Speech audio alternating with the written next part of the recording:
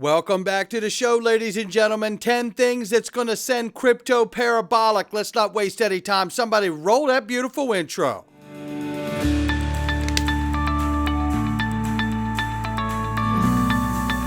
Digital Perspectives with Brad Kimes. Come on in.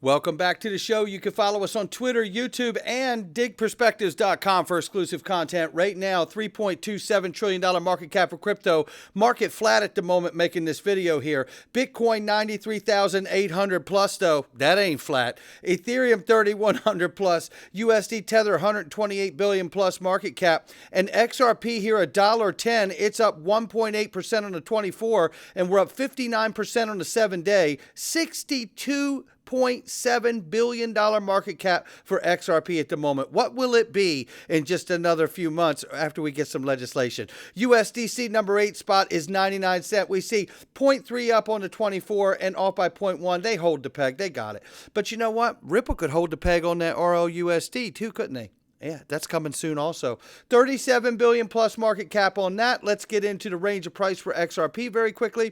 Ranging between 107 and 114. We'll keep an eye on it. It's at 110. And we see the crypto market has really kind of gotten back those losses in the retracement from the last 24 hours or so. So we hope that continues, right? So let's get started here. 10 things, ladies and gentlemen, that I'm seeing we want to pay close attention to. Some of these you know, and some of these you might not. So in order to send crypto parabolic, yes, indeed, we need the actual official resignation of Gary Gensler. And it's coming soon, but it's not official yet. But we're getting very close, ladies and gentlemen. He has sent this letter here, which suggests he's going to be resigning in the next few days. Let's keep an eye open for that. It's going to be enormous. However, we got a lot to go over and watch. This is a very pivotal time. And Brad Bondi is being tipped to replace the SEC chair Gensler. Signals a major shift for crypto here. Look, if we go into this, it says here, why Brad Bondi for the SEC? Brad Bondi, former SEC enforcement chief, has been praised for his crypto regulation expertise. Deaton says Bondi can adapt to the complexities of decentralized finance, and it's outside the SEC's jurisdiction. Brad Bondi will turn the SEC from a schoolyard bully into a respected and crypto-friendly agency, said John Reed Stark, former SEC attorney, who's been very critical of crypto in the past. Deaton says Bondi's crypto vision is in line with that of pro-crypto figures like Donald Trump, Vivek Ramaswamy, and Elon Musk. Deaton doesn't think Bob Stebbins, who's been floated as well, an SEC general counsel who supported the Ripple lawsuit, would fit in a Trump administration. Former SEC commissioners Paul Atkinson and Dan Gallagher from Robinhood were also not transformative enough, Deaton says, describing their approach as cautious and traditional, which wouldn't align with the administration's economic agenda. And I see one of that economic agenda. One of those things that I see is crypto is going to be an economic pillar to the new presidential administration. Think of that for a moment while we go through the rest of these points here. So let's keep looking here. So the appointees are important. And I also want to say, too, when it comes to the appointees, remember, Brian Brooks is being looked at now for the U.S. Treasury and other agencies as well. So there are quite a few candidates out here. I think Cristiano Carlo could serve, too, whether it's the SEC or even back at the CFTC. Just my personal thought. I don't know a thing about it. But the Zakanoff versus Ripple case, too, that's pretty much over there out in California. That was a crap case, and it's pretty much over. But then coming back here to Stuart Alderoty's post, let me get this up here. Having a little trouble with his computer this morning.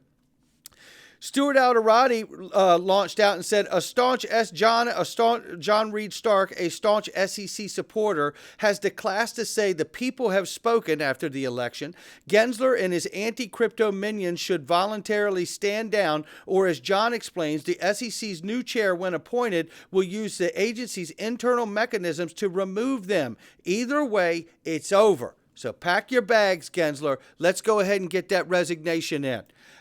Here is a reminder for another point, is the RLUSD launch. That's right, the real USD launch. And what do we know about this? We know that the FDIC Chair Sheila Bair joins Ripple RLUSD Advisory Board on how to launch this properly and regulate it highly. Well, you know what I love about this? I love this because we got to also remember that Brad Garlinghouse and Chris Larson back in late October just met with the Federal Reserve in Philadelphia, right?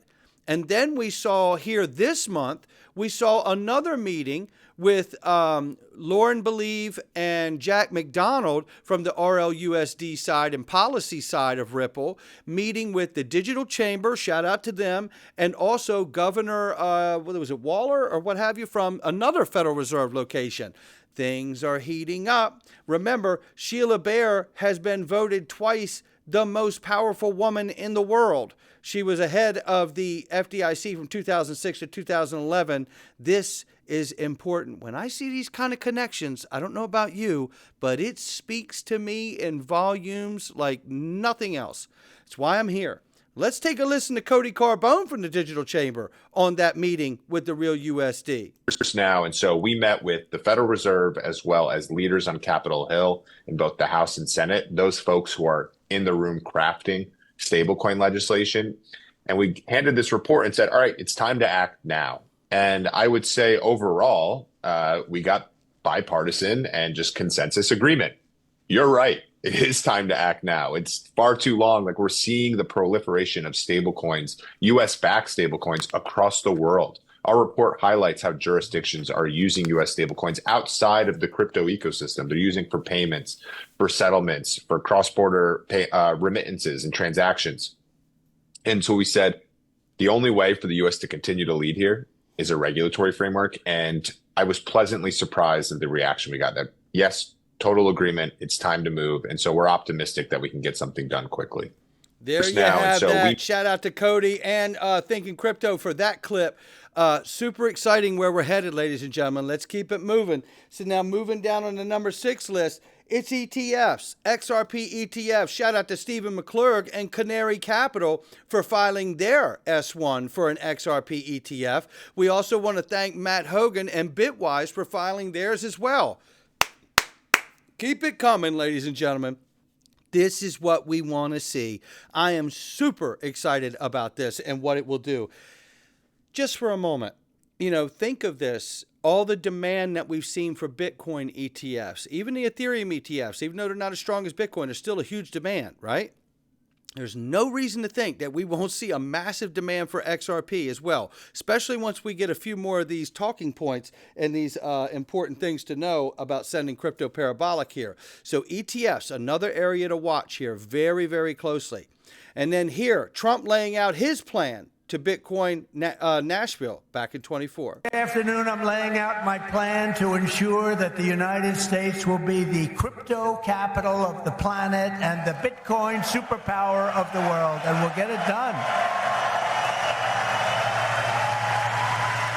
If crypto is going to define the future, I want to be mined, minted, and made in the USA. It's going to be. It's not going to be made anywhere else. And if Bitcoin is going to the moon, as we say, it's going to the moon, I want America to be the nation that leads the way. And that's what's going to happen.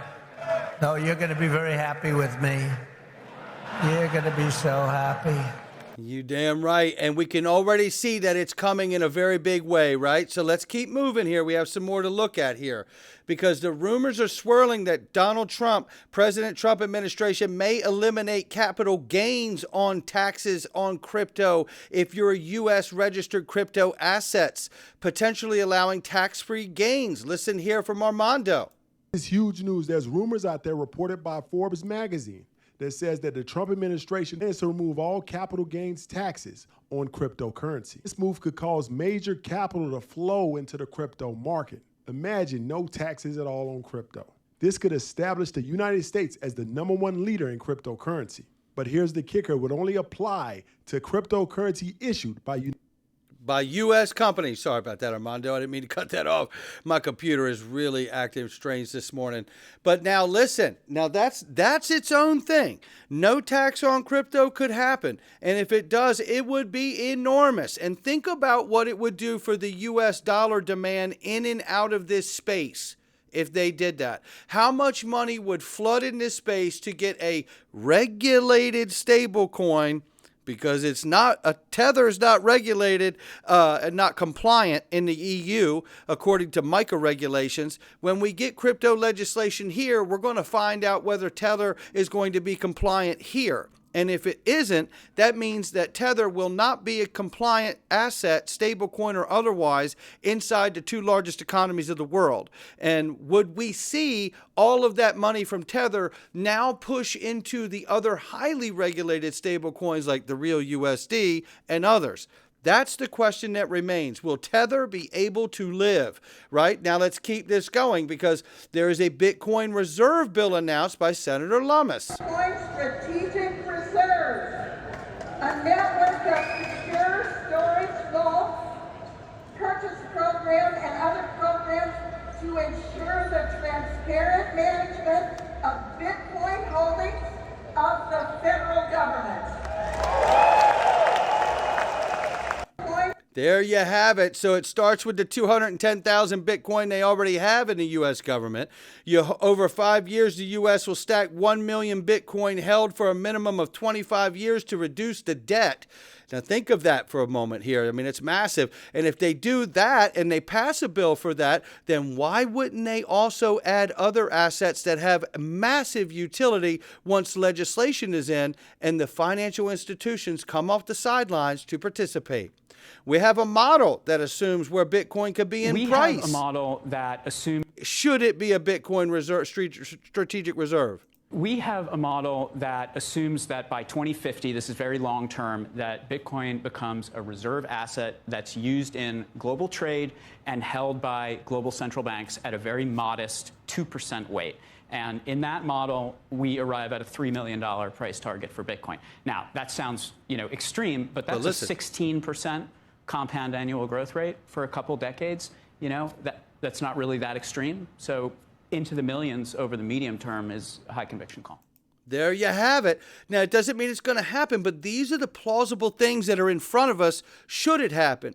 And ask yourself, well, what if some of these things happen, right? Look, as long as we get the crypto legislation that allows the financial institutions to participate, this is where you're going to see the real demand for the assets that have utility. And this is what makes it so special about all of you who are hearing my voice. You're here before the banks are. You're here before Wall Street is. This is our time. I've said it before and I'm going to say it again. The moment we have been waiting for is right in front of us. I don't want to see anybody in a position where they don't have their bags where they need it to be. So keep doing you and believing in the things that you believe in. Keep doing your research. Nobody can make the decision but you. It's not financial advice from me or anyone else. It's just about digital perspectives. But let's look at this last thing right here, because Society General, a very, very large bank with hundreds of billions in assets under management, over 127,000 employees globally. I've said it before, it's not a corner store, has decided to launch a Euro stablecoin known as EURCV off of the XRP ledger. And we're still waiting for the RLUSD, the real USD, to be launched on the XRP ledger and the Ethereum network as well. Well, then that leaves the question, how long before we get a Japanese yen stablecoin on the ledger, and a British pound, and a Brazilian real, and an Israel shekel, and a Thai baht, right? All of this is really going to explode, especially, I believe, once you see the two largest economies of the world starting to launch their stablecoins on the XRP ledger, because one, the European Union, already has. How about that? Yeah, I love it. I love the smell of crypto in the morning. That's going to do it for me. Thank you guys so much for all you do. Please hit the like and subscribe. Tell somebody you know about it, and make sure you tune in again.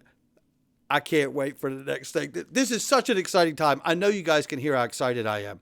I mean, it is just a really, really exciting time. And this really is the edge of the moment that I've been waiting for. I'll catch all of you on the next one.